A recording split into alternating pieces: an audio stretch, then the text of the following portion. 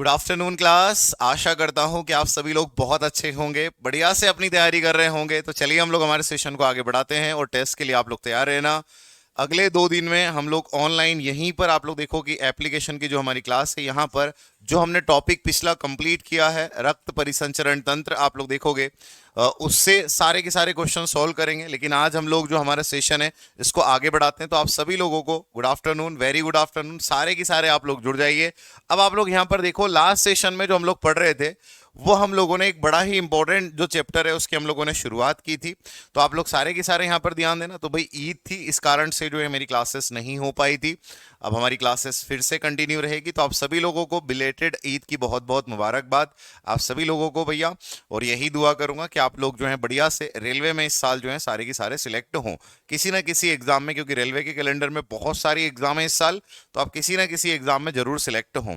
और हम लोग भी हमारी तरफ से कोई कमी नहीं छोड़ेंगे। चैप्टर पढ़ना है, उसके बाद में जो क्वेश्चंस हमसे जो पूछे जाने हैं रेलवे के, वो सारे के सारे क्वेश्चंस प्रीवियस ईयर हम लोग यहाँ भी सॉल्व करेंगे एप्लीकेशन पर भी, और यूट्यूब पर भी जो हमारी क्लास होती है वहां पर भी हम लोग सॉल्व करते हैं। ठीक है भाई। तो चलिए आप लोग सारे के सारे यहाँ पर ध्यान दीजिए। अगर बात करें डिजीज की, मानव रोग की, और अगर आप लोग यहां पर देखोगे कि सर मानव रोग की अगर हम बात करें तो हमने लास्ट सेशन में ये देखा था कि डब्ल्यूएचओ के अनुसार जो मानव रोग की परिभाषा है वो 3 स्टेजेस में फुलफिल होती है कि आप जो है भाई शारीरिक रूप से आप स्वस्थ हो, आप मानसिक रूप से स्वस्थ हो, और आप लोग देखो सामाजिक रूप से स्वस्थ हो। तो ये सारे के सारे अगर आप लोग यहाँ पर देखोगे कि भाई चाहे वो फिजिकल हेल्थ हो, मेंटल हेल्थ हो, सोशल हेल्थ हो, ये सारे के सारे आप लोग यहाँ पर देखना कि भाई ये सारे के सारे जो हैं वो अगर आप पूरी तरीके से फिट हो तो आप लोग यहाँ पर देखोगे कि डब्ल्यूएचओ कहता है कि आप फिट हैं।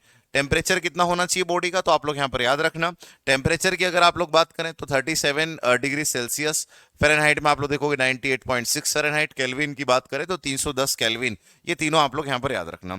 अब जैसे यहाँ से आगे बढ़े तो मैंने आपको बोला कि हम 5 कैटेगरी में बीमारियों को पढ़ेंगे। इन 5 कैटेगरियों में हम मानव रोग को कंप्लीट करेंगे, जिसमें सबसे पहला जो मैंने आपको जो क्रम बताया वो है इन्फेक्शियस संक्रामक रोग, उसके बाद नॉन इन्फेक्शियस असंक्रामक, उसके बाद जेनेटिक हो गया, पॉल्यूशन हो गया, उसके बाद लिंग संलग्न रोग। ये सारे के सारे आप लोग याद रखना, ये बड़े ही इंपॉर्टेंट है। इनमें हमने सबसे पहले संक्रामक रोग की जो है शुरुआत की। और संक्रामक रोग की अगर बात करें तो मैंने आपको बोला कि भाई ये एक व्यक्ति से दूसरे व्यक्ति तक छोटे छोटे सूक्ष्म जीवों के कारण फैलती है। और ये सूक्ष्म जीव क्या है सर, तो ये सूक्ष्म जीव अगर आप लोग यहाँ पर देखोगे कि सूक्ष्म जीव जो है ये वायरस हो सकता है, बैक्टीरिया हो सकता है, फंगस, प्रोटोजोआ।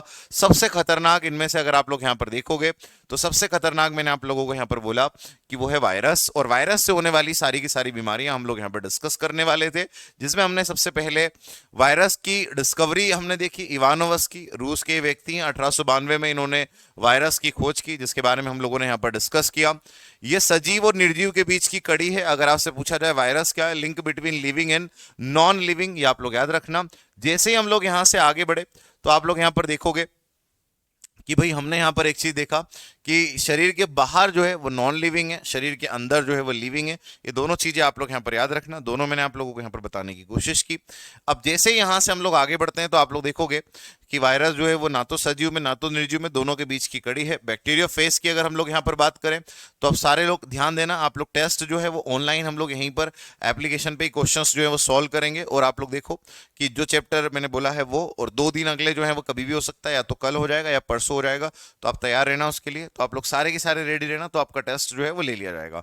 यहीं पर अगर आप लोग देखो बैक्टीरिया फेज की बात करें तो ऐसा वायरस जो बैक्टीरिया को संक्रमित, गंगा जल में यही होता है। ऐसा वायरस जो फंगस को, ऐसा वायरस जो पौधों को, और ऐसा वायरस जो मानव को। कहीं पर भी हमें फेस शब्द दिखेगा तो हम फेस का मतलब यही समझेंगे कि भाई किसकी बात हो रही है, वायरस की बात हो रही है। आप लोग याद रखना, ठीक है। अब हम लोग यहाँ पर आगे बढ़ते हैं और आगे बढ़कर हम लोग यहाँ पर देखेंगे कि सर हमने यहाँ पर, आप लोग देखो कि भाई यहाँ पर हमने पहली बीमारी पढ़ना शुरू की थी, डेंगू। डेंगू के बारे में हमने पढ़ना शुरू किया। डेंगू जो है, इसके वायरस का नाम अगर हमसे पूछा जाए तो फ्लेवी वायरस, फ्लेवी वायरस के कारण डेंगू होता है। दूसरी चीज आप लोग देखोगे, इसका वाहक एडीज मच्छर है, प्लेटलेट्स को प्रभावित करता है, 1.5 से 4.5 लाख इसकी संख्या घट जाती है। उसके बाद सिम्टम्स मैंने आप लोगों को बताए थे कि भाई इसमें तेज बुखार आता है, जिसे हम ब्रेक बोन फीवर बोलते हैं, सिर दर्द करता है, रक्त का स्त्रावण होता है। ये सारे हमने डेंगू के बारे में देखा था। क्या खाना है क्या नहीं खाना है ये भी हमने डिस्कस किया था। अब हम एक वायरस से होने वाली अगली बीमारी पर डिस्कशन करेंगे, और वायरस से होने वाली जो हमारी अगली जो बीमारी है उसका नाम है पोलियो। तो अगर आप लोग यहां पर देखोगे कि सर वायरस से होने वाली अगली जो हमारी बीमारी है जिस पर हमारा डिस्कशन है उसका नाम है पोलियो। सबसे पहले तो ये वायरस से होने वाली बीमारी है, तो सर इसके वायरस का नाम क्या है? तो आप लोग सारे ध्यान देना। अगर आपसे पूछा जाए पोलियो के वायरस का नाम क्या है, वायरस का नाम क्या है, विषाणु का नाम क्या है, तो आप यहां पर एक बात ध्यान देना, पोलियो के वायरस का नाम जो है वो अगर आप लोग देखोगे सिंपल सा है, पोलियो वायरस। तो ये तो बड़ा आसानी से याद हो जाएगा आपको कि अगर आपसे पूछा जाए पोलियो के वायरस का नाम क्या है, आंसर होगा पोलियो वायरस, पोलियो विषाणु। ठीक है, तो ये आप लोग ध्यान देना, पोलियो विषाणु जो है वो होगा। हाँ जी। दूसरी चीज अगर आप लोग यहां पर देखोगे, अगर मैं आपको बताने की कोशिश करूं कि भाई ये जो आप लोग देखोगे कि सर वायरस हो गया जिसको हम पोलियो वायरस जो है वो बोल रहे हैं, अगर आप लोग देखोगे कि पूछा जाए आपसे कि भाई जो पोलियो वायरस है ये किसको प्रभावित करता है, किसको इफेक्ट करता है, और ये जो है फैलता कैसे, ये हम लोग देखें तो पोलियो वायरस का सबसे पहले प्रभावित हम लोग देखते हैं कि ये प्रभावित किसे करता है। तो याद रखना ये अफेक्ट जो करता है ना वो करता है तंत्रिका तंत्र को, तंत्रिका तंत्र को अफेक्ट करता है, हिंदी में हम लोग कहेंगे नर्वस सिस्टम को।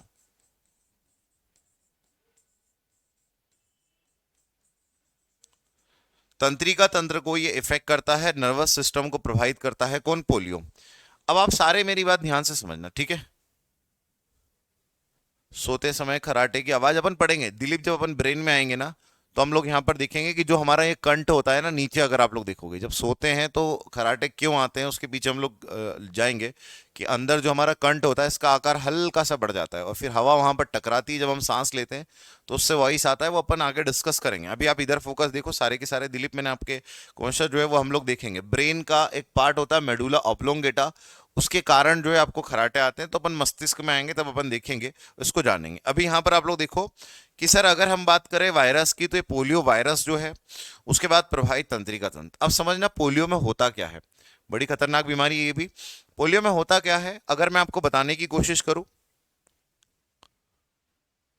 हाँ, अगर आप सारे के सारे यहां पर एक चीज ध्यान से समझना कि जो पोलियो में होता क्या है, जैसे मेरी बात समझना आप लोग, हमारी पूरी बॉडी के अंदर वायर है और ये वायर क्या करते हैं, एक वायर जो है सिग्नल को लेकर जाता है, दूसरा सिग्नल को वापस लेकर आता है। जैसे उदाहरण के तौर पर अगर मैं बोलूं कि भाई दिलीप, रॉकॉन, अगर आप लोग यहाँ पर देखोगे जो अगर मैं आप लोगों को बताने की कोशिश करूं, विशाल हो गया, जितेंद्र हो गया, शुभम हो गया, उसके बाद में जो है कि रवीना हो गए, ये सारे लोग जो हैं इन्होंने एक चीज ये कही कि चलो सर आज कहीं घूमने के लिए चलते हैं। मैंने बोला चलो भाई बढ़िया से घूमने के लिए चलते हैं। अब इन्होंने घूमने के लिए बोला तो अब आप लोग देखना कि हमारी बॉडी के अंदर पूरे वायर बिछे हैं और ये वायर जोड़े में है, जैसे हमारे घर में हम वायर लगाते हैं ना ऐसे वायर।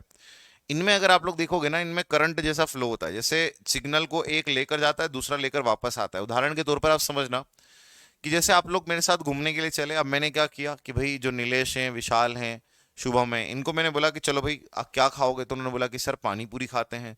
पानी पूरी वाले पास गए, वहां पर उसका जो है भैया पानी पूरी वाले का स्टॉल लगा हुआ था, वहां पर वो एक गरम तवा था, उसके ऊपर जो है अपनी टिकिया को गरम कर रहा था। अब मैंने जो है इनसे कहा कि भाई एक काम करते हैं चलो, और क्या करते हैं, तो मैंने बोला कि भाई एक काम ये करते हैं कि हम लोग पानी पूरी खाते हैं। वो गरम कर रहा था, अब विशाल शुभम इनका ध्यान कहीं और था। मैंने भाई जो है विशाल शुभम का हाथ लिया और उस गरम तवे पे टच कर दिया। अब जैसे ही टच किया तो तुरंत विशाल ने हाथ हटाया, शुभम ने हाथ हटाया। तुरंत हाथ हटाएंगे, स्पीड से हाथ हटाएंगे। और स्पीड से इन्होंने हाथ क्यों हटाया, इसलिए हटाया कि भाई इन्होंने, इनका ध्यान कहीं और था, ये कहीं और इनका ध्यान था और मैंने हाथ वहां पे रखा, तुरंत इन्होंने हाथ हटाया। हुआ क्या कि जैसे ही हाथ तवे पे रखा, ब्रेन से एक जो है कि यहां से एक सिग्नल जो है वायर को लेकर कहां तक गया, ब्रेन तक, और ब्रेन से एक सिग्नल वापस आया और उन्होंने बोला हाथ को क्या करो, हटाओ। और ये जो सिग्नल है ये सेकंड्स में, बहुत कम समय में आप लोग देखो कि ये जो है कि हुआ, उन्होंने अपने हाथ को वहां से हटाया। तो होता क्या है, हमारी पूरी बॉडी के अंदर इस तरीके से वायर हैं, इनके थ्रू जो है न्यूट्रिशन का भी आप लोग देखो ट्रांसफॉर्म होता है। अब अगर आप लोग यहां पर देखोगे, अगर आप लोग यहां पर देखोगे कि अगर ये होता है, अगर आप लोग देखोगे कि अगर ये होता है कि अगर मैं आप लोगों को यहां पर बताने की कोशिश करूं, मान लो इस हाथ से सिग्नल हो जाए कट। अब बच्चा है, पोलियो जो है वो 0 से 5 साल के बच्चों को पोलियो होने की बड़ी संभावना होती है। तो अगर मान लो इस हाथ से न्यूट्रिशन का सिग्नल हो जाए कट और यहां पर अब न्यूट्रिशन नहीं पहुंच पा रहे हैं, तो होगा क्या, ये जो है डेवलप नहीं होगा, ये अंडर डेवलप्ड होगा, ये पूरी तरीके से डेवलप नहीं होगा। दूसरी चीज अगर आप लोग यहां पर देखोगे कि जब ये डेवलप नहीं होगा तो पूरी बॉडी में पोषण जाएगा, लेकिन इस हाथ में नहीं जाएगा, ये हाथ छोटा रह जाएगा। और शरीर का हर एक पार्ट जो है वो आप लोग देखोगे बराबर डेवलप होगा, व्यक्ति बड़ा होगा, एडल्ट होगा, सारी चीजें, लेकिन ये हाथ डेवलप नहीं होगा, ये छोटा रह जाएगा। अब जरूरी नहीं हाथ ही हो, पैर भी हो सकता है। पोलियो पोलियो जो है पैर में भी हो जाता है, हाथ में भी हो जाता है। तो ऑर्गन्स का डेवलप नहीं होना, ऑर्गन का छोटा ही रह जाना, ये जो है सर किसके सिम्टम्स हैं, पोलियो के हैं, आप लोग याद रखना, ठीक है। तो ये मैंने आप लोगों को यहाँ पर बताने की कोशिश की। हाँ विशाल जी, बिल्कुल हो जाएगा, बिल्कुल हो जाएगा काम, कोई दिक्कत नहीं है। जो मैं पढ़ा रहा हूँ वो नोट्स सफिशिएंट है, बड़े आराम से आप लोग जो रेलवे में अच्छे से क्वेश्चन बनाओगे, ठीक है।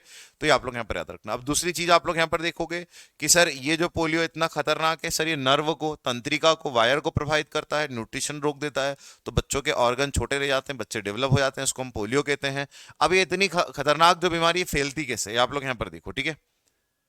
अगर आप लोग देखोगे इतनी खतरनाक जो बीमारी है फैलती कैसे, ये आप लोग यहां पर देखना कि अगर आपसे पूछा जाए भाई ये स्प्रेड, ये बीमारी जो है ये फैलती कैसे है, अगर आपसे पूछा जाए कि बीमारी जो है फैलती कैसे है, तो आप लोग यहां पर याद रखना दूषित जल, पानी से फैलती है बीमारी, दूषित जल, दूषित जल, कंटेमिनेटेड फूड एंड वाटर,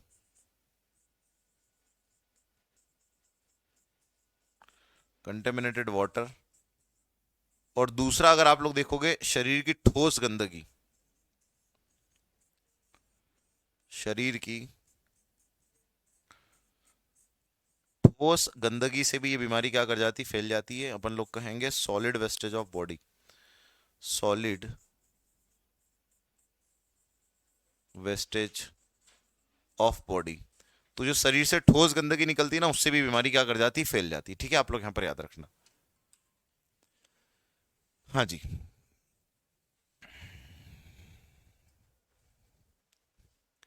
अगर मैंने आपको यहाँ पर तीन चीजें बताई, वायरस का नाम पोलियो, तंत्रिका तंत्र प्रभावित, दूषित जल से फैल सकता है शरीर की। अब इसकी रोकथाम क्या है सर, रोकथाम अगर आप लोग देखोगे तो है वैक्सीन, टीका। सबसे बढ़िया जो है क्या है भैया, वैक्सीन, टीका लगा लो और इससे जो है सुरक्षित हो जाओ, अपने आप को सुरक्षित कर लो। तो रोकथाम जो है वो टीका है। अब इसके दो टीके हैं, इसके दो वैक्सीन है। अगर आप लोग देखोगे पहला वैक्सीन अगर आप लोग देखोगे ना, तो वो है ड्रॉप, वो बूंद वाला जो हमने बचपन में पी है। तो एक तो वैक्सीन हो गया सर बूंद वाला जो हमने बचपन में की है, ड्रॉप। और ये बूंद अगर आप लोग देखोगे, ये दो बूंद जो जिंदगी की आप लोग देखोगे किसने बनाई है, तो आप लोग याद रखना अल्बर्ट सेबिन। तो अगर आपसे पूछा जाए कि भाई ये किसने बनाई है, तो अल्बर्ट सेबिन वो पर्सन है जिन्होंने अगर आप लोग देखोगे कि सर ये ड्रॉप वाली वैक्सीन बनाई है। दूसरा अगर आप लोग देखोगे कि सर एक इंजेक्शन भी बना है। इंजेक्शन की अगर हम लोग बात करें, इंजेक्शन की अगर हम बात करें कि इंजेक्शन जो है वो किसने बनाया है, इंजेक्शन जो बनाया है वो बनाया आप लोग देखोगे जोनास सॉल्क ने। तो सॉल्क वो पर्सन है जिन्होंने आप लोग देखोगे क्या बनाया है, इंजेक्शन बनाया। दोनों आप लोग वैक्सीन याद रखना। ये जो आप लोग देखोगे ये जो दो बूंद जिंदगी की, इसके 5 डोज दिए जाते हैं। तो इसीलिए बच्चों को आप लोग देखो 5 साल तक क्या पिलाया जाता है, पोलियो पिलाया जाता है, आप लोग याद रखना, ठीक है। हाँ जी, नहीं बिल्कुल दवाई पिलाई जाती है लोधी जी, अभी भी दवाई पिलाई जाती है। पोलियो वायरस की अभी भी दवाई पिलाई जाती है। दिसंबर के आसपास आप देखोगे तो आपको दवाई देखने को मिलेगी, पोलियो की दवाई बिल्कुल पिलाई जाती है। अब आप लोग यहाँ पर एक चीज देखो, अगर मैं आपको बताने की कोशिश करूं कि सर इसके वैक्सीन का जो ड्रॉप है वो अल्बर्ट सेबिन ने, और इंजेक्शन जो है वो किसने बनाया, सॉल्कर ने बनाया, ये आप लोग याद रखना। पांचों आप लोग देखोगे कि इसकी जो है 5 बूंद जो है 5 साल तक आप लोग देखोगे, 2 बूंद जो है इसका जो वैक्सीन है वो कितनी है सर, 2 बूंद, 2 बूंद जो है पिलाई जाती है। और कितने साल तक, तो आप लोग देखोगे 5 साल तक 5 डोज जो देते हैं बच्चे को, और पोलियो से सुरक्षित किया जाता है, ठीक है। तो ये मैंने आपको बताई, ठीक है। अब आप लोग यहाँ पर एक चीज देखो, ठोस गंदगी से कैसे, जो बॉडी से सॉलिड वेस्टेज बाहर निकलता है, जो बच्चों की पोटी वगैरह होती है, अगर बच्चे को पोलियो है और उस पोटी को जो है पानी में अगर फैल जाए और वही पानी जो है फिल्टर होकर आए और उसमें वायरस आ जाए, तो उससे भी आप लोग देखो पोलियो हो सकता है, ठीक है। तो ये आप लोग यहाँ पर याद रखना। अगर मैं आप लोगों को बताने की कोशिश करूं तो सर पोलियो जो है हमारे देश में, पोलियो जो है उसका लास्ट केस कब मिला था, तो अगर मैं आपको बोलूं कि भाई लास्ट केस, लास्ट केस अगर आपसे पूछा जाए, अंतिम जो है भैया पेशेंट अगर आपसे पूछा जाए किसका, आंसर होगा पोलियो का। तो आप याद रखना पोलियो का जो लास्ट केस है ना वो कब मिला था, वो मिला था हमें 2011 में। और 2011 में ये कहां पर मिला था, तो ये भी आप लोग याद रखना, पश्चिम बंगाल के हावड़ा में। तो पश्चिम बंगाल जो है इसके हावड़ा में अगर आप लोग देखोगे, तो हमें लास्ट केस जो है पोलियो का देखने को मिला था। अब बात करें सर पोलियो का लास्ट केस मिला, क्या हम पोलियो फ्री हो चुके हैं? तो बिल्कुल हो चुके हैं। अगर आपसे पूछा जाए कि भाई हम पोलियो फ्री कब हो चुके हैं, पोलियो मुक्त सर हम कब हो चुके हैं, तो आप यहां पर एक और बात याद रखना, हम बिल्कुल पोलियो फ्री हो चुके हैं, पोलियो मुक्त हो चुके हैं। कब हुए सर हम पोलियो मुक्त? तो आप इस बात को भी याद रखना, हम हुए 2014 में। तो 2014 में हम पोलियो फ्री हुए। अब आपके मन में एक प्रश्न आएगा, और प्रश्न ये आएगा कि लास्ट केस अगर आप लोग यहां पर देखोगे, लास्ट केस अगर आप लोग यहां पर देखोगे कि सर लास्ट केस जो अगर आपसे पूछा जाए, ये लास्ट केस हुआ है 2014 में और 2011 में, और हम फ्री हुए 2014 में, ऐसा क्यों? तो देखो, जो फ्री का स्टेटस है ना हमें डब्ल्यूएचओ देता है। कैसे देता है आप समझने की कोशिश करना। अगर मान लो हम आज की तारीख में कहते हैं एक बीमारी का नाम हम लोग लेते हैं टीबी, ट्यूबरक्लोसिस का, अगर हम बोलें कि चलो भाई हम लोग जो हैं 2024 में टीबी फ्री हो चुके हैं, तो डब्ल्यूएचओ कहेगा कि मैं नहीं मानता। पहले तो मैं जो है कि 3 साल तक आने वाले लगातार आपके देश में बीमारी देखूंगा, और अगर 3 साल लगातार टीबी नहीं मिलेगी तो फिर मैं कह दूंगा कि अब आप लोग टीबी फ्री हो चुके हो। तो जिस दिन भी हमें ऐसा लगता है हमारे कंट्री को कि भाई हमारे कंट्री में पोलियो का कोई केस नहीं है, तो हमने एक चीज ये देखी कि पोलियो का लास्ट केस 2011 में पश्चिम बंगाल में हमें देखने को मिला था, वो भी हावड़ा में। अब हमने डब्ल्यूएचओ कहा कि भाई हमारे यहाँ कोई पोलियो का केस नहीं है। डब्ल्यूएचओ ने बोला ठीक है तुम्हारी बात मान लेते हैं, और तुम्हारी बात मानने के साथ साथ अब अगले 3 साल तक मैं जो है पूरे की पूरे इंडिया में रिसर्च करूंगा, देखूंगा कि भाई कहां पर जो है पोलियो के केसेस हैं या नहीं है। और अगर हमें पता लगा कि यार पोलियो के केसेस नहीं हैं, पोलियो के केसेस अगर आप लोग देखोगे कि नहीं है, तो फिर डब्ल्यूएचओ बोलेगा कि 3 साल मैंने लगातार रिसर्च करी, देखा अलग अलग सेगमेंट में जाकर, अलग अलग स्टेट में जाकर आपके यहाँ पोलियो नहीं है, तो हम कहेंगे कि भाई आप 2014 में पोलियो फ्री हो चुके हो। दोनों डेट आती है पेपर में, आप लोग यहाँ पर याद रखना कि भाई 2011 में, 2014 में। अनुराग राजक जी, बिल्कुल मैं आपके क्वेश्चन से सहमत हूं। आपका क्वेश्चन मुझे पता था आएगी ही आएगा कि जब हम पोलियो फ्री हो चुके हैं तो आज भी पोलियो की दवाई क्यों पिलाई जाती है। पोलियो कार्यक्रम कब से शुरू हुआ? अगर आपसे पूछा जाए कि भाई पोलियो प्रोग्राम जो है कब से शुरू हुआ, पोलियो प्रोग्राम की अगर हम बात करें, पोलियो प्रोग्राम की अगर हम बात करें, पोलियो कार्यक्रम की अगर हम बात करें, तो पोलियो कार्यक्रम आप लोग यहां पर ध्यान देना, पोलियो कार्यक्रम की जो शुरुआत है ना, ये कब हुई है? ये हुई है 1995 में। 1995 में अगर आप लोग देखोगे पोलियो कार्यक्रम की क्या हुई है भाई, शुरुआत हुई है। इस बात को आप लोग याद रखना, ठीक है।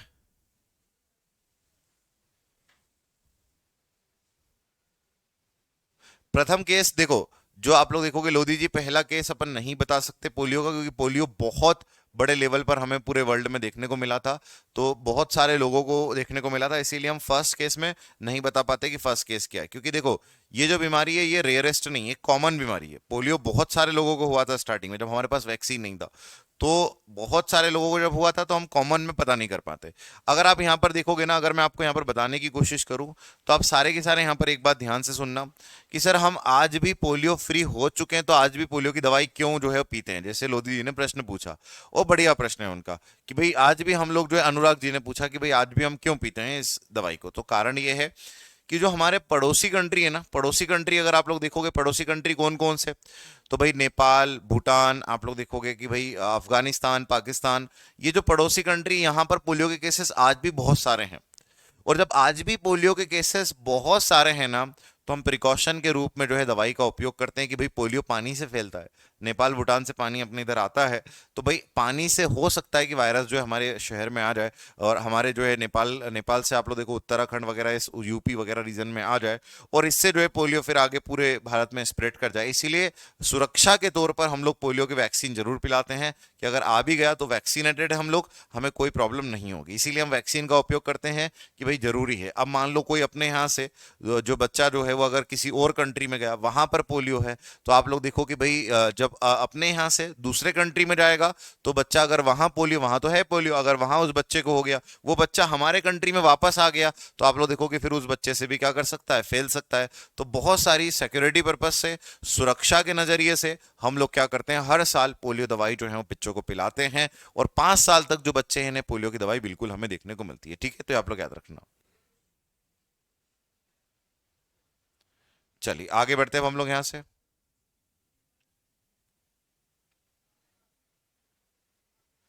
हाँ, ये मैंने आप लोगों को पोलियो के बारे में बताया। अब हम लोग यहाँ से आगे बढ़कर अगली बीमारी के बारे में पढ़ते हैं, और अगली बीमारी का नाम है एड्स। सबसे पहले तो इस बीमारी का मैं आप लोगों को बता दूं, आज भी कोई परमानेंट इलाज नहीं है। एड्स बड़ी खतरनाक बीमारी है, वायरस से होने वाली बीमारी है, और आज भी इसका कोई हमें परमानेंट सॉल्यूशन देखने को नहीं मिलता है। इस बात को आप लोग सारे के सारे याद रखना, ठीक है। ब्रांड एम्बेसडर, ये करंट अफेयर का क्वेश्चन हो गया। ये करंट अफेयर जो है ना, आपको वहां पर ये मिल जाएगा कि अलग अलग जो प्रोग्राम है इनके ब्रांड एम्बेसडर कौन है, ठीक है।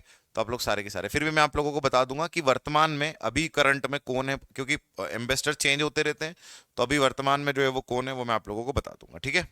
अब आप लोग यहाँ पर देखो, अगर मैं आपको बताने की कोशिश करूं तो आप सारे के सारे एड्स पर आ जाओ। एड्स का फुल फॉर्म जरा कमेंट में मुझे बताओ, सारे के सारे एड्स का फुल फॉर्म बताओ कि भाई एड्स का फुल फॉर्म जो है वो क्या होगा, ठीक है। तो आप बताइए भाई, एड्स का फुल फॉर्म जो है वो क्या होगा, सारे के सारे बताने की कोशिश करो।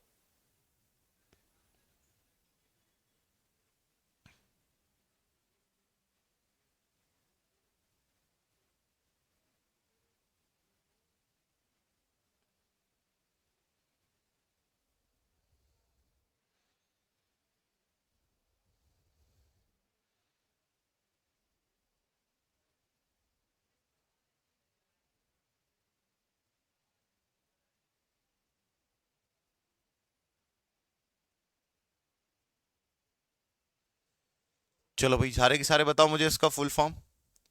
आईपीवी ओपीवी क्या होता है? देखो मेरी बात सुनो, मैं दोनों आपके डाउट जो है ना, वैक्सीनेशन एक छोटा सा टॉपिक अपन पढ़ेंगे, टीकाकरण, उसके अंदर ये सारी चीजें क्लियर हो जाएगी। अगर आप लोग यहाँ पर देखोगे कि अगर मैं आपको बताने की कोशिश करूँ, आप जो पूछ रहे पोलियो डे जो है, तो याद रखना 24 अक्टूबर, 24 अक्टूबर को हम लोग क्या मनाते हैं? Polio day. Polio day celebrate करते हैं कब? 24 अक्टूबर। ये स्टेटिक का प्रश्न है, स्टेटिक जीके जो है ना उसका प्रश्न हमें, लेकिन फिर भी आप लोग याद रखना 24 अक्टूबर को पोलियो डे सेलिब्रेट करते हैं। आईपीवी का फुल फॉर्म क्या है और ओपीवी का फुल फॉर्म क्या है? देखो, आईपीवी का फुल फॉर्म अगर आप लोग देखोगे, inactivated inactivated inactivated polio virus vaccine, polio virus vaccine, ठीक है भाई। और अगर आपसे यहां पर पूछा जाए ओपीवी का फुल फॉर्म क्या होगा, ओपीवी का फुल फॉर्म होगा polio oral polio virus vaccine. तो ये ओरल वाली वही ड्रॉप वाली है, और इनएक्टिवेटेड वाली कौन सी? इंजेक्शन वाली है। तो ओपीवी को हम लोग क्या बोलते हैं? ड्रॉप वाली है, जो हमने देखा किसने बनाया? सेबिन ने। और आईपीवी वाली कौन सी है सर? ये इंजेक्शन है, ये इंजेक्शन है। तो ये इंजेक्शन आप लोग याद रखना, ठीक है। तो ड्रॉप वाली हो गई, इंजेक्शन हो गई, दोनों मैंने आप लोगों को यहाँ पर बता दी। बिल्कुल, बहुत बढ़िया, आप सभी लोगों ने एड्स का फुल फॉर्म करेक्ट बोला है। ये रेलवे का फेवरेट है। रेलवे, अगर आप लोग देखो कि रेलवे का सबसे ज्यादा बीमारियों में पूछने वाला जो टॉपिक है ना, वो रेलवे में आपसे यही पूछेगा, चाहे वो एनटीपीसी हो, ग्रुप डी हो, या फिर आप लोग देखोगे आरपीएफ हो, या फिर आप देखोगे असिस्टेंट लोको पायलट या टेक्नीशियन की भर्ती हो। इन सारी भर्तियों में अगर आप लोग देखोगे तो ये बड़ा कॉमन है जो पूछा जाता है। इसका फुल फॉर्म बहुत बार पूछा गया है, ठीक है। तो आप लोग यहां पर याद रखना। अगर मैं आपको बताने की कोशिश करूं कि एड्स का फुल फॉर्म क्या होगा, एड्स का फुल फॉर्म होगा acquired acquired immuno acquired amino deficiency syndrome, deficiency syndrome. तो आप लोग यहां पर एक बात याद रखना, इसका फुल फॉर्म जो है वो है एक्वायर्ड इम्यूनो डेफिशिएंसी सिंड्रोम, जो कि आप लोग देखो एड्स का पूरा के पूरा फुल फॉर्म है। एग्जाम में कई बार ये पूछा जाता है, आप लोग याद रखना, ठीक है। अब प्रश्न ये है कि sir acquired immuno deficiency syndrome की अगर हम लोग बात करें, तो ये जो बीमारी है, ये बीमारी किससे होती है? ये बीमारी होती है वायरस से। ये बीमारी होती है वायरस से, हिंदी में हम लोग कहेंगे विषाणु से होने वाली बीमारी है। और इसके वायरस का नाम आपसे पूछा जाता है, तो वायरस का नाम आप लोग याद रखना, H I V. H I V जो है सर, इसके वायरस का क्या है भाई? नाम है एच आई वी। और एच आई वी का फुल फॉर्म होगा ह्यूमन ह्यूमन इम्यूनो, इसका फुल फॉर्म आता है एग्जाम में, human immuno immuno deficiency human immuno deficiency syndrome virus, deficiency virus, ठीक है। तो ये आप लोग याद रखना। कई बार इसमें गलती क्या होती पता है? इसमें गलती ये होती है कि जब हमसे एचआईवी का फुल फॉर्म पूछा जाता है, वायरस का नाम पूछा जाता है, ठीक है। हाँ हो सकता है, कोई दिक्कत नहीं, लेकिन ज्यादा प्रभावी सचिन वो किसको करता है, बच्चों को करता है। पोलियो का ज्यादा प्रभावी बच्चों को करता है, ठीक है। अगर आप लोग यहाँ पर देखोगे, क्योंकि 5 साल के बाद में जो है ना हमारा इम्यून सिस्टम गोविंद तैयार हो जाता है, और हमारा इम्यून सिस्टम जब तैयार हो जाता है पूरी तरीके से लड़ने के लिए, देखो गोविंद का एक प्रश्न है, प्रश्न ये है,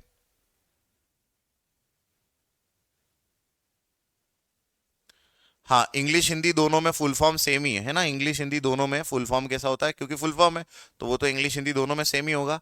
जैसे अगर आप लोग देखो कि एक क्वेश्चन है कि भाई पोलियो जो है सर वो 5 साल के बाद जो है वो प्रभावित क्यों नहीं करता ज्यादा, क्योंकि सर इम्यून सिस्टम बन जाता है, पोलियो वायरस को हमारा शरीर जो है ऑटोमेटिकली मार देता है।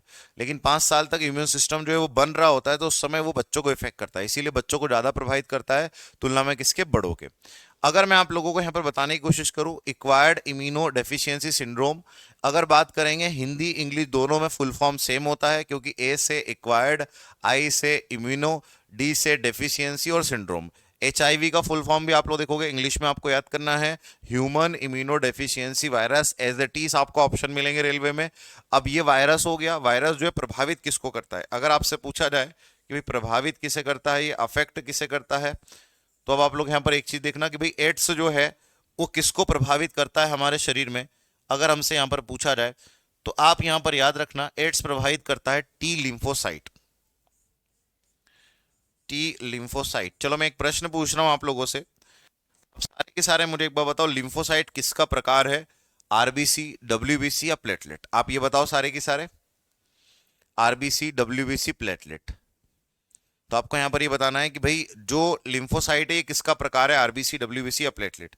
मैं आपको सिर्फ ये बोल सकता हूं कि ये जो लिम्फोसाइट है ना बड़ा इंपॉर्टेंट है, ये हमारे शरीर में एंटीबॉडी बनाता है। जो भी अगर आप लोग देखोगे हमारे शरीर में बाहर से जो चीजें आती है तो उसको हम बोलते हैं एंटीजन, जैसे वायरस वगैरह आया एंटीजन, लेकिन हमारा शरीर उसको मारने के लिए जो बनाता है उसको हम बोलते हैं एंटीबॉडी। और एंटीबॉडी बनाने में जो सबसे बड़ी भूमिका है वो लिम्फोसाइट की है।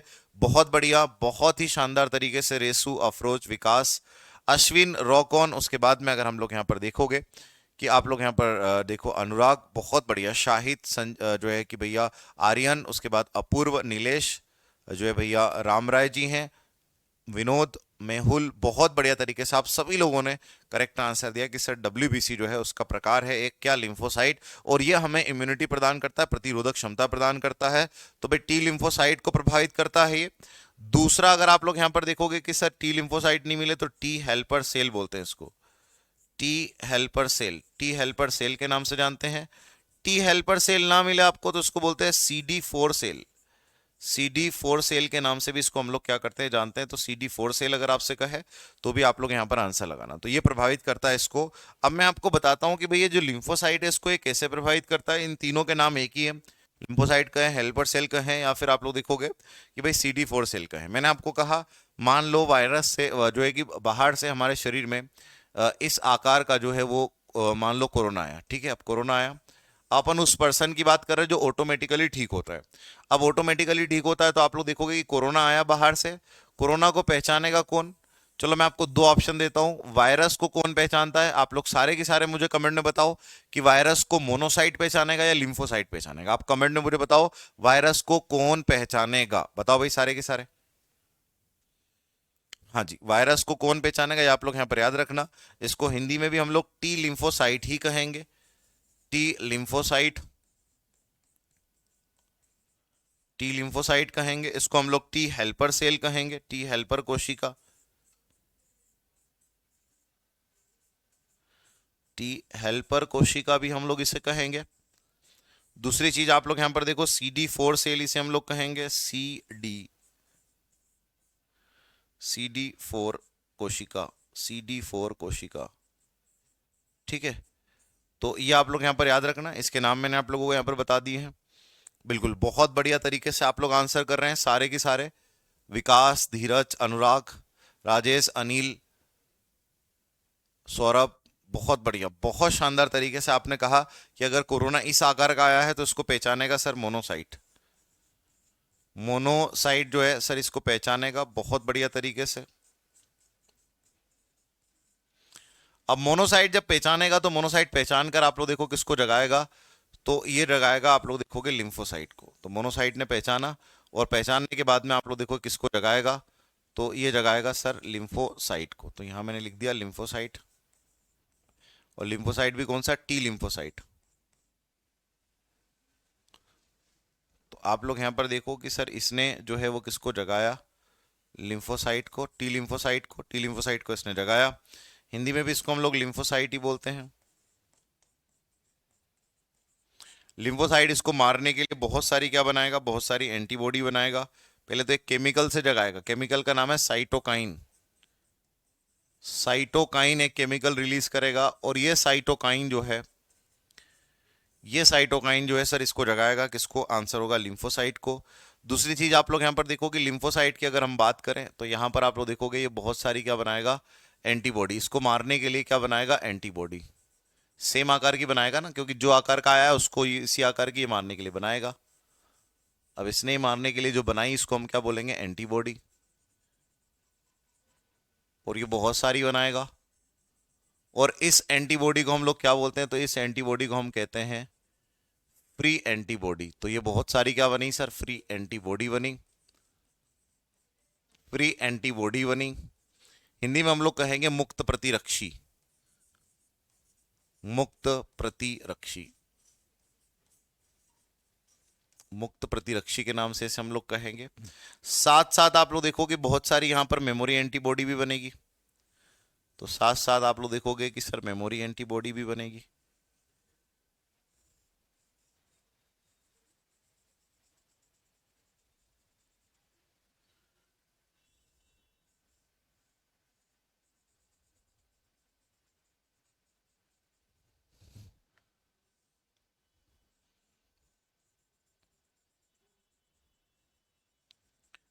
ये क्या बनी सर, ये बनी मेमोरी एंटीबॉडी।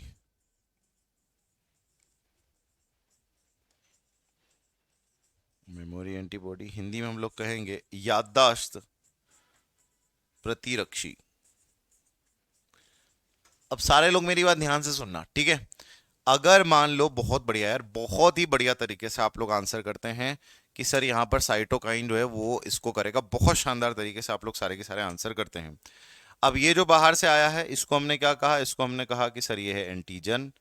और हमारे शरीर ने जो इसको मारने के लिए बनाया उसको हम लोगों ने बोला एंटीबॉडी। तो हमारे शरीर ने जो मारने के लिए बनाया उसको हमने कहा एंटीबॉडी। और दोनों के बीच जो रिलेशन हुआ उसको हमने कहा कीलॉक रिलेशन। कि भाई ये जो था, ये जो आया था,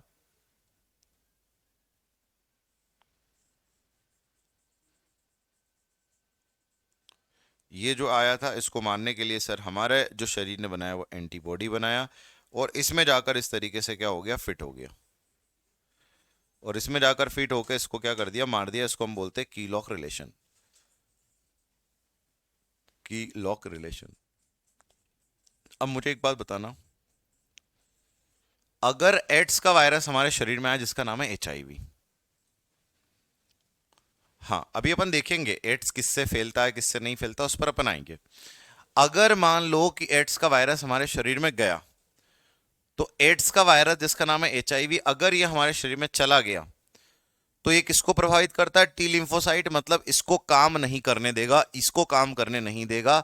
ये पूरी तरीके से जो है वो काम नहीं कर पाएगा। और जब ये पूरी तरीके से काम नहीं कर पाएगा तो मुझे आप लोग एक बात बताओ सारे के सारे, अगर हमारे शरीर में किसी भी प्रकार का वायरस जाता है तो क्या हमारा शरीर जो है वो एंटीबॉडी बना पाएगा उसको मारने के लिए, हाँ या ना में आंसर दीजिए। क्या हमारा शरीर उसको मारने के लिए एंटीबॉडी बना पाएगा या नहीं बना पाएगा, ये आप लोगों को बताना है। सारे के सारे बताओ मुझे भाई।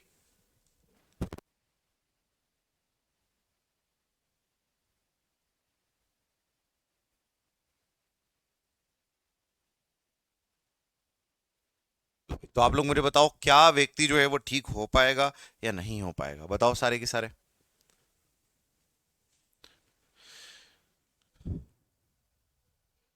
हाँ, तो ये आप लोगों ने यहां पर देखा कि सर इसको प्रभावित करेगा मतलब एंटीबॉडी नहीं बनेगा, एंटीबॉडी मतलब नहीं बना तो कीलॉक रिलेशन नहीं होगा। और जो है कि आप सभी लोगों ने कहा, चाहे अश्विन हो, रुपेश हो, विनोद हो, यशवंत हो, आप सभी लोगों ने एक स्वर में एक ही बात कही कि सर वो ठीक नहीं हो पाएगा कोई भी वायरस जाए। इसीलिए तो एड्स खतरनाक है। एड्स इसीलिए खतरनाक है कि हमारे इम्यून सिस्टम पर काम करता है। ये पूरा की पूरा हमारा क्या, इम्यून सिस्टम, रोगों से लड़ने की क्षमता, वायरस से लड़ने की क्षमता। इसी कारण से इसके नाम में अगर आप लोग देखोगे ना, तो इसके नाम में आपको क्या मिलेगा, जाएगा इसके नाम में, देखो एक्वायर्ड इम्यूनो डिफिशियंसी, मतलब आप लोग देखो इम्यूनो डिफिशियंसी मतलब प्रतिरोधक क्षमता को क्या कर देता है, कम कर देता है। दूसरी चीज आप लोग यहां पर देखो वायरस में भी HIV, human immuno deficiency virus, मतलब आप लोग देखोगे कि इम्यून सिस्टम को डिफिशियंस मतलब कम करना। तो ये आप लोग याद रखना कि सर ये जो है हमारे इम्यून सिस्टम को वीक करता है, कमजोर करता है, ये आप लोग याद रखना, ठीक है भैया। तो व्यक्ति ठीक नहीं हो पाएगा। अब मैं आपको बताता हूं कि ये कितने तरीके से जो है क्या कर सकता है, फैल सकता है। सबसे जो आपके प्रश्न आ रहे हैं कि सर एड्स जो है वो कैसे फैल सकता है, ये आप लोग यहां पर याद रखना। तो मैंने आपको यहां पर एक बात बताई, आप लोगों ने सभी ने एक बात ध्यान से सुनी कि सर एड्स इसीलिए घातक है कि हमारे इम्यून सिस्टम रोगों से लड़ने की क्षमता खत्म कर देता है। अब रोगों से लड़ने की क्षमता खत्म मतलब मान लो किसी को कोरोना हुआ, एड्स का पेशेंट है, तो वो तो भैया ठीक ही नहीं हो पाएगा, वो तो उसकी तो मृत्यु हो जाएगी। कोरोना तो जानलेवा बीमारी है।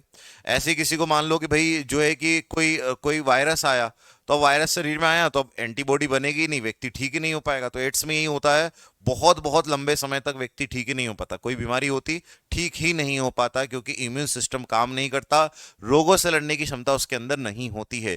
अब आप लोग यहां पर देखो कि भाई एड्स किन किन चीजों से क्या कर सकता है, फैल सकता है। तो एड्स का सबसे पहला कारण मैं आपको बता रहा हूं, infected needle. Infected needle, infected needle Hindi में हम लोग कहेंगे संक्रमित सुई। तो आप लोग यहां पर देखो सबसे पहला जो है वो है संक्रमित सुई। अपने पूरे कंट्री में क्या पूरे वर्ल्ड में अगर आप लोग देखोगे कि पूरे वर्ल्ड में अगर मैं आपको बताने की कोशिश करूं, पूरे की पूरे विश्व में सबसे ज्यादा जो एड्स फैला जाता है वो इसी से फैला जाता है। कैसे? जब भी हम डॉक्टर नर्स यहां पर हम लोग जाते हैं, और हम लोग जो हैं अगर आप लोग देखोगे कि भाई इंजेक्शन लगाने के लिए अगर हम लोग गए, तो भाई हमें एक चीज का ध्यान रखना है कि मान लो किसी पर्सन को इंजेक्शन लगाया, नीडल लगाई, और डॉक्टर ने नर्स ने किसी ने भी उस नीडल को चेंज नहीं किया, उसी नीडल से जो है आपको इंजेक्शन लगाने का प्रयास कर रहे हैं, आपको नहीं लगाना है। क्यों नहीं लगाना है? हो सकता है उस पर्सन को एड्स हो, उसको नीडल लगी, उसके ब्लड में एड्स का वायरस था, वो वायरस अब हमारे शरीर के अंदर चला गया। तो इसीलिए आप लोग देखो हमें इस तरीके के इंजेक्शन नहीं लगाना। फिर आप लोग देखोगे कि ब्लेड वगैरह जो होती है, जो ब्लेड से कट लग जाता है व्यक्ति को, तो जो नाई वगैरह शेविंग, जो मेल कैंडिडेट होते हैं जो शेविंग के लिए नाई वगैरह के पास जाते हैं, तो उनको कहें कि भाई आप ब्लेड चेंज करें। सैलून में आप जब भी जाएं तो उनको कहें कि अगर आपके शरीर पर ब्लेड का उपयोग कर रहे हैं वो शेविंग में वगैरह कहीं पर भी, तो उनको कहें चेंज करें। क्यों? हो सकता है भाई पहले पेशेंट बैठाओ एड्स का, उसको आपने, क्योंकि एड्स के सिम्टम्स जो है बहुत लंबे समय तक दिखते नहीं, पहचान में नहीं आता है कि इसको एड्स हुआ है। तो अगर आप लोग यहाँ पर देखोगे, जैसे ही सिम्टम्स भी बताऊंगा मैं कि सिम्टम्स क्या हैं, जैसे ही फिर हम जांच कराते तो हमको कंफर्म हो जाता है। तो आप लोग देखोगे कि भाई यहाँ पर जो है कट लगा, अब उसको कट लगा, वो एड्स का पेशेंट था, उसका ब्लड उस ब्लड में आया, फिर वो दूसरे पर्सन को बनाने के लिए शेविंग वगैरह बनाने के लिए उसको भी कट लग गया, तो ब्लड में से आप लोग देखोगे वो ब्लड में से ब्लड जो है उसमें चला गया, मतलब HIV वायरस उसके शरीर में चला गया। सबसे ज्यादा इसी से होता है, शेविंग से, संक्रमित सुई थे। फिर उसके बाद अगर आप लोग यहाँ पर देखोगे कि किससे फैलता है, तो और मैं अगर आप लोगों को यहाँ पर बताने की कोशिश करूं, तो ये जो है कि भाई टेटू, टेटू भी एक बड़ा कॉमन जो है अपने कंट्री के अंदर या पूरे जो है कि वर्ल्ड में फैलने का कारण। टेटू की जो निडिल है वो आप लोग देखते हैं कि सर उसके अंदर भी ब्लड पार्टिकल्स लग जाते हैं जब टेटू बनाते हैं। तो अब वो लोग जो है निडिल चेंज तो नहीं करते, लेकिन वो अच्छे से क्लीन करने के लिए हम लोग बोलते हैं कि भाई अच्छे से आप क्या करो, अच्छे से आप क्लीन कर लो। लेकिन अगर वो क्लीन नहीं करते हैं, एक व्यक्ति को टेटू बनाया, ठीक से क्लीन नहीं हुआ, और वही जो ब्लड है वो हमारे बॉडी के अंदर चला गया, तो हमें भी हो सकता है। तो ये सबसे बड़ा कारण है जो आप लोग देखोगे इन्फेक्टेड निडिल जो है वो आप लोग देखोगे फैलता है, ठीक है। दूसरा आप लोग यहां पर देखो, अगर मैं आप लोगों को यहां पर बताने की कोशिश करूं कि सर अगला जो कारण, एक तो इन्फेक्टेड निडिल हो गया, संक्रमित सुई हो गया, अगला आप लोग यहां पर देखोगे ब्लड ट्रांसमिशन या ब्लड ट्रांसफ्यूजन।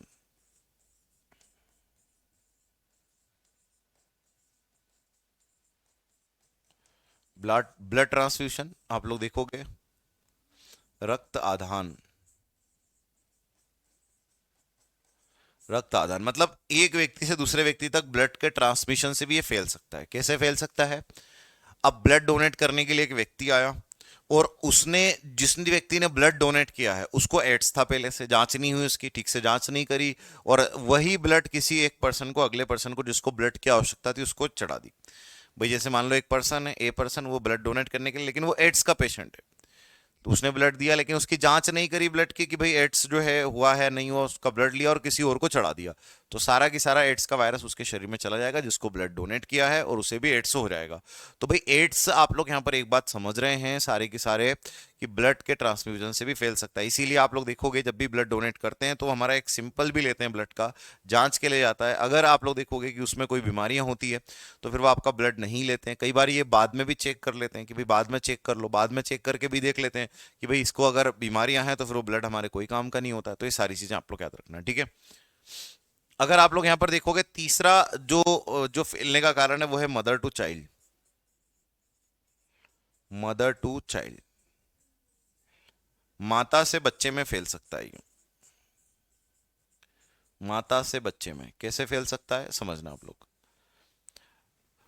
अगर आप लोग यहां पर देखोगे कि अगर मैं आपको सिंपल सा बताने की कोशिश करूं कि भाई माता के गर्भ में बच्चा है और माता से बच्चा जो जुड़ा होता है वो किससे जुड़ा होता है, गर्भनाल से। तो गर्भनाल से जुड़ा होता है बच्चा, और आप लोग देखोगे कि जो है सारा की सारा न्यूट्रिशन, सारा की सारा पोषक तत्व, सारी जो चीजें मिल रही होती बच्चे को वो गर्भनाल से ही आप लोग देखो मिलती है। तो वायरस भी आप लोग देखोगे माता में अगर एड्स है तो आप लोग देखोगे माता से बच्चे को ये एड्स जो है वो क्या कर सकता है, फैल सकता है। ये आप लोग सारे के सारे याद रखना, क्योंकि जो अगर माता को है तो उस गर्भनाल से, उस प्लेसेंटा से जो वायरस है वो बच्चे के शरीर में जा सकता है, जिससे आप लोग देखो उन्हें एड्स की समस्या हो सकती है। चौथा जो कारण है वो क्या है, चौथा कारण अगर आप लोग देखोगे तो वो है sexual transmission.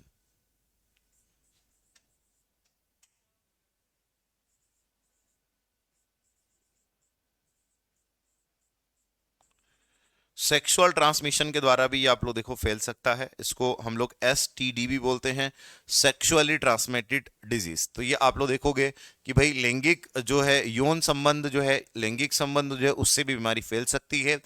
Egg cell, sperm cell, शुक्राणु, अंडाणु के मिलने से भी आप लोग देखो कि बीमारी क्या कर सकती है, फैल सकती है। इस बात को आप लोग याद रखना है, ठीक है भाई। तो ये मैंने आप लोगों को यहाँ पर बताया।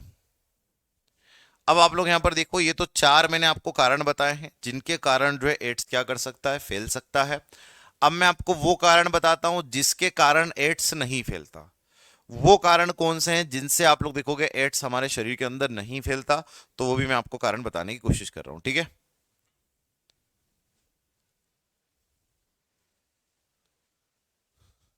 हाँ, किसी और से हमारे शरीर के अंदर ये आ सकता है, बिल्कुल हमारे शरीर के अंदर आ सकता है और बड़ा खतरनाक है, ठीक है।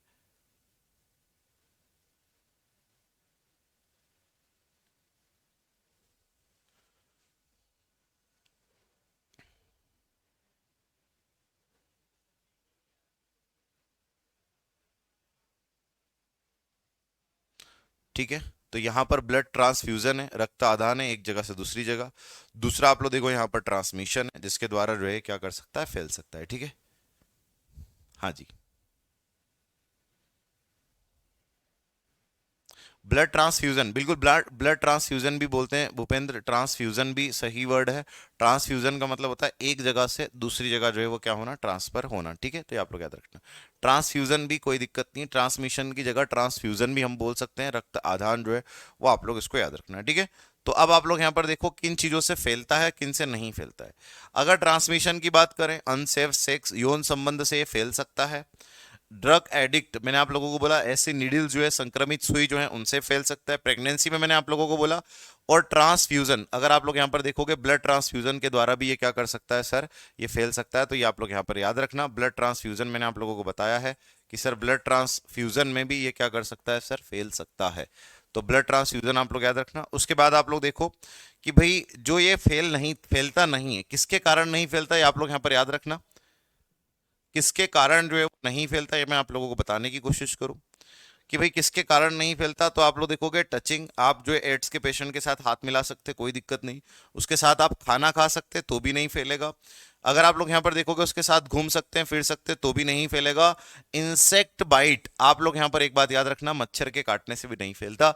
अब आपके मन में एक प्रश्न आएगा, वो प्रश्न ये आएगा कि भाई मच्छर के काटने से तो सर फैल सकता है, मच्छर के काटने से तो फैल सकता है, कैसे फैल सकता है, आपके मन में प्रश्न आएगा कि अगर मच्छर हमें काटा और मान लो ऐसे पेशेंट को काटा जिसको एड्स था, अब एड्स वाले पेशेंट को मच्छर काटा, उसके जो है कि भैया डंक में जो ब्लड है उसके अंदर, जो ब्लड है उसके अंदर एड्स का वायरस है। अब ये किसी और को जाकर काटेगा तो उसके अंदर भी एड्स का वायरस पहुंच जाएगा और हो सकता है कि उसे एड्स हो जाए। तो भाई आप यही सोच रहे होंगे, लेकिन मैं आपको कह दूं कि मच्छर के लार्वा में ये क्वालिटी होती है, ये गुण होता है कि भाई जो आप लोग यहाँ पर देखोगे मच्छर के लार्वा में ये क्वालिटी होती है कि वो एड्स के जो वायरस है उस वायरस को क्या कर देता है, मार देता है। एड्स के वायरस को ये क्या कर देता है सर, एड्स के वायरस को मार देता है। अब सर आपने थोड़ी देर पहले कहा था कि भाई एड्स की जो है कोई दवाई नहीं बनी, कोई इलाज नहीं है, तो आप सारे के सारे आपके अंदर का साइंटिस्ट जागेगा, और आपके अंदर का साइंटिस्ट जागेगा तो आप लोग सारे के सारे एक प्रश्न मुझसे पूछोगे कि जब एड्स की कोई दवाई नहीं है सर अभी तक, इतनी खतरनाक बीमारी है कि हमारे इम्यून सिस्टम को प्रभावित करती है, एड्स इसीलिए चर्चाओं में रहता है कि हमारे प्रतिरोधक क्षमता को खत्म कर देता है, रोगों से लड़ने की क्षमता को खत्म कर देता है, और अगर हमें कोई भी बीमारी होती है तो बड़ी खतरनाक होती है, बड़ी घातक होती है, उससे हम लड़ नहीं पाते और जो है कि ठीक नहीं हो पाते लंबे समय तक, इसीलिए एड्स खतरनाक है। अब अगर आप लोग यहां पर देखोगे कि सर जो आपके मन में जो आप लोग जो है कि साइंटिस्ट आपके अंदर का जागेगा, वो बोलेगा कि भाई मच्छर के लार्वा से फिर आखिरकार क्यों नहीं दवाई बना देते सर, भाई मच्छर के लार्वा से दवाई बना दो। तो मच्छर के लार्वा से आप लोग देखोगे इसलिए नहीं दवाई बनाते हैं, उसके पीछे का कारण यह है कि भाई अगर मच्छर के लार्वा से दवाई बनाएंगे तो वह हमारे शरीर को लार्वा नुकसान पहुंचाएगा और हमारे शरीर की वैसे ही मृत्यु हो जाएगी। ये जो लार्वा है लगातार अगर हम बहुत ज्यादा मात्रा में इनटेक कर देंगे तो उसके कारण जो है हमारी बॉडी को अलग अलग नुकसान देखे गए, इसीलिए एड्स की दवाई मच्छर के लार्वा से नहीं बनाई जा सकती है। ठीक है, तो ये आप लोग यहाँ पर याद रखना। तो ये मैंने आप लोगों को यहाँ पर बताने की कोशिश की कि भाई किन कारणों से जो है वो फैल सकता है, किन कारणों से नहीं फैलता है। तो वो लार्वा जो है वो इतना खतरनाक होता है, उससे जो है मर जाता है। अब बात करते हैं एड्स के टेस्ट की। कई बार ये आपको रेलवे में क्वेश्चन मिलेगा, इसका नाम आप लोग याद रखना, इसका नाम है एलिसा। कई बार इसका फुल फॉर्म आता है, फुल फॉर्म आप लोग याद रखना, enzyme linked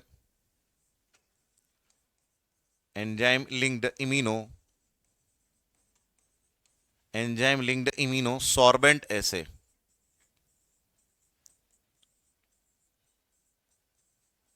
enzyme linked sorbent ऐसे अगर आप लोग यहां पर देखोगे तो ये मैंने आपको बताया। ठीक है, नहीं साइंटिस्ट ने सबने ट्राई कर लिया भैया, आप लोगों को पता था मुझे कि आप लोग सारे के सारे यही करोगे, कि आपके दिमाग में यही आएगा कि सर मच्छर के लार्वा से दवाई बनाओ, कैसे भी करके बनाओ। तो साइंटिस्ट इसके ऊपर ट्राई कर चुके हैं, लेकिन जब उन्होंने ट्राई किया तो वो हमारे शरीर को नुकसान ही देखने को मिला। ठीक है, तो आप लोग याद रखना, अलग अलग मच्छर में अलग अलग लार्वा होता है। ठीक है, अगर आप लोग यहां पर देखोगे कि सर अगर एलिसा पॉजिटिव आ जाता है, इसके लिए ये पॉजिटिव आ जाता है, तो फिर इसके बाद एक और टेस्ट करते हैं, उस टेस्ट का नाम है वेस्टर्न ब्लॉट। इसको हिंदी में भी यही बोलते हैं ना, वेस्टर्न ब्लॉट के नाम से, पश्चिमी ब्लॉट के नाम से इसे जानते हैं। और पश्चिमी ब्लॉट जो है ये कंफर्म करता है, पहले टेस्ट करते हैं एलिसा, अगर एड्स के सिम्टम्स किसी के अंदर दिखते हैं तो आप लोग देखोगे टेस्ट किया जाता है। टेस्ट अगर सिम्टम्स कैसे, सबसे बड़ा सिम्टम्स तो आप लोग यहां पर देखोगे कि भाई सबसे बड़ा जो सिम्टम्स है वो मैंने आप लोगों को बताया, सबसे बड़ा सिम्टम्स यही है कि हमारा इम्यून सिस्टम काम नहीं करता, हमारी प्रतिरक्षा प्रणाली जो वो ठीक से काम नहीं करती। और अगर आप लोग यहां पर देखोगे कि सबसे पहला जो है वो टेस्ट है एलिसा, जिसको हम बोलते हैं एंजाइम लिंक्ड इम्यूनोसॉर्बेंट एसे। अगर इसमें कोई व्यक्ति पॉजिटिव आता है तो फिर कंफर्म करने के लिए वेस्टर्न ब्लॉट करते हैं, और इसमें भी अगर आ गया तो फिर डॉक्टर कहते हैं कि भाई आप कंफर्म जो है एड्स पॉजिटिव हैं और आपका अभी ट्रीटमेंट चलेगा। ठीक है भाई, तो ये आप लोग यहां पर याद देखना। ठीक है, तो ये मैंने आपको बताने की कोशिश की। अब इसका जो टेस्ट है वो क्या है, तो इसका टेस्ट दो है, एलिसा, वेस्टर्न ब्लॉट, दोनों आप लोग याद रखना, दोनों इंपॉर्टेंट। उसके बाद आप लोग यहाँ पर सिम्टम्स देखो, थोड़े से मैं आपको सिम्टम्स बताता हूँ। सिम्टम्स अगर आप लोग देखोगे एकदम कॉमन सिम्टम्स है, जो हमें कॉमन बीमारियों में सिम्टम्स होते हैं ना, वो आपको इसमें देखने को मिलेंगे। जैसे बुखार आएगा, फीवर आएगा, ठंड लगेगी, हेडेक होगा, रात में पसीना आएगा, उसके बाद में गले में भी दर्द होगा, सर मसल्स के अंदर आप लोग देखो पेन होने लगेगा, ज्वाइंट दर्द करने लगेंगे, फटीग होगा, गले में आप लोग देखो कि भाई जो लिम्फ है हमारे, ये जो लिम्फ नोड है यहाँ पर, और माउथ में आप लोग देखोगे छाले होंगे। मतलब ये वो सिम्टम्स है जो कॉमन है, लेकिन ये कॉमन सिम्टम्स जो हैं ये जो है एड्स के इंडिकेटर है। ये इंडिकेटर आपको यहाँ पर देखने को मिलेंगे कि भाई ये एड्स के इंडिकेटर है। बिल्कुल पहला केस चेन्नई में अपन देखेंगे आगे, कि पहला केस जो है वो चेन्नई में आपको देखने को मिलेगा। ठीक है, तो ये मैंने आपको बताने की कोशिश की। अब आप लोग सारे के सारे देखो, इसके इलाज में एक एंटीबायोटिक का उपयोग करते हैं, कि इसका इलाज जो है वो है जूडोवोडाइन, लेकिन अभी तक कोई इसका इलाज हमें देखने को नहीं मिलता है। क्यों नहीं है विशाल इसका इलाज, तो क्योंकि ये इम्यून सिस्टम को प्रभावित कर रहा है, प्रतिरोधक क्षमता को प्रभावित कर रहा है, रोगों से लड़ने की क्षमता को प्रभावित कर रहा है। तो वो इतनी आसानी से जो है कि भैया जो बीमारी ठीक नहीं होती, क्योंकि हमारा जो मेन है, जो रोगों से लड़ने की क्षमता जो है उसी को प्रभावित कर दिया, इसीलिए बीमारी खतरनाक है, जो है कि ला इलाज बीमारी में आती है। आप लोग याद रखना। ठीक है भाई, चलिए अब आप लोग देखोगे यहाँ पर मैं आपको पूरी क्लास समराइज करा देता हूँ कि मैंने आपको आज क्या क्या पढ़ाया। तो अगर आप लोग यहाँ पर देखोगे, फिर अगली क्लास में मैं आपको एड्स का पहला पेशेंट बताऊंगा। पहला पेशेंट जो है वो कौन था, आप लोग देखोगे कहाँ पर अपने देश में 1986 में जो है भाई चेन्नई के अंदर वो अपने को देखने को मिला। वो सारी चीजें हम लोग यहाँ पर देखेंगे। सबसे पहले आप लोग यहाँ पर देखो, पोलियो, पोलियो वायरस, तंत्रिका तंत्र, दूषित जल ठोस गंदगी से फैलता है। टीका मैंने आपको दो बताया, ड्रॉप भी बताया, इंजेक्शन भी बताया, दोनों के नाम बताए। सेबिन और आप लोग देखोगे सॉल्क ने बनाया। लास्ट केस 2011 में, 2014 में पोलियो फ्री हो चुके हैं। 1995 से कार्यक्रम चल रहा है। एक्वायर्ड इम्यूनोडेफिशिएंसी सिंड्रोम एड्स का फुल फॉर्म है। एचआईवी ह्यूमन इम्यूनोडेफिशिएंसी वायरस इसका नाम है। टी लिम्फोसाइट मतलब हमारे इम्यून सिस्टम को ये पूरी तरीके से ध्वस्त कर देता है। ये आप लोग यहाँ पर याद रखना, एड्स। हाँ, ऐसा कुछ नहीं है कि इम्यूनिटी कम होती है, लेकिन ठंडे पानी से नहाना साइंस में अच्छा माना गया है, उमेश, ठीक है। अब आप लोग यहाँ पर देखोगे कि भाई संक्रमित सुई से फैल सकता है, ब्लड के ट्रांसफ्यूजन से फैल सकता है, मदर टू चाइल्ड फैल सकता है, और सेक्सुअल ट्रांसमिशन भी जो है हो सकता है। ये मैंने आपको बताया किन किन से नहीं फैल सकता। साथ में घूमने से, हाथ मिलाने से, साथ में खाना खाने से, घूमने से। उसके बाद में आप लोग देखो मच्छर के काटने से भी ये नहीं फैलता। एलिसा टेस्ट है, वेस्टर्न ब्लॉट हम लोगों ने यहाँ पर देखा। अगली क्लास में जब अपन लोग मिलेंगे तो इसको हम लोग यहाँ से आगे कंटिन्यू करेंगे। तो बताओ भाई, सारी चीजें क्लियर है? एक बार आप लोग सारे कमेंट कर दो, सारी चीजें क्लियर है, फिर हम लोग क्लास को यहीं पे रोकेंगे।